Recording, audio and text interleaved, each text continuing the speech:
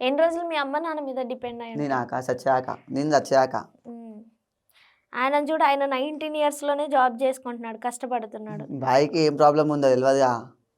ఇప్పుడు నీకేం ప్రాబ్లం లేదు కాబట్టి నువ్వు నాకేం చేస్తావు. ప్రాబ్లం లేదా అక్క, ఆయన కూడా ఏం ప్రాబ్లం లేదు, చాలా హ్యాపీగా తిరుగుతాడు. మంచిదా అక్క అట్లాంటివి. కానీ రెస్పాన్సిబిలిటీ తీసుకుంటున్నారు అంతే. నేనైతే తీసుకోవాలి తీసుకుంటా అక్క, కదా. నాకు టైం వస్తుంది, ఉమ్. నాకు టైం వస్తుంది, చాలా టైం వస్తుంది, ఇదే కానీ కాదు.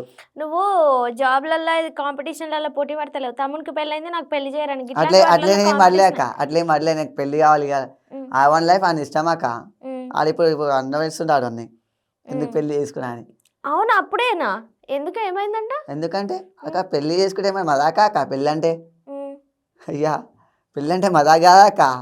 ఏంటిది మజాక్ కాకపోతే? నా ముంగటే మా వాళ్ళు చేసుకురాక, ఆ. మా అన్న సామాన్య వేసుకుంది, ఇప్పుడు దానికి అర్థమవుతుంది. ఉమ్.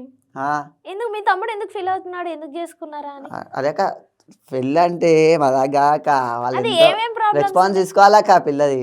ఏం రెస్పాన్సిబిలిటీ? మీ అంటే అమ్మ నాయన ఉన్నారు కదా. మా అమ్మ నాన్న అంటే ఆ. చూసుకుంటా పోతారా కానీ, వాళ్ళు పెళ్లి చేసుకుంటే ఇప్పుడు ఆయన అవును మరి. మళ్ళా రేపు నీకు కూడా రేపు పెళ్లి దినాలు చేస్తే మీ అమ్మ నాయనే కదా రేపు చూడాల్సింది. దినాలకి ఆయనకి ఒక కూతురు అమ్మాయి, అబ్బాయి అమ్మాయి పోతారు. ఉమ్.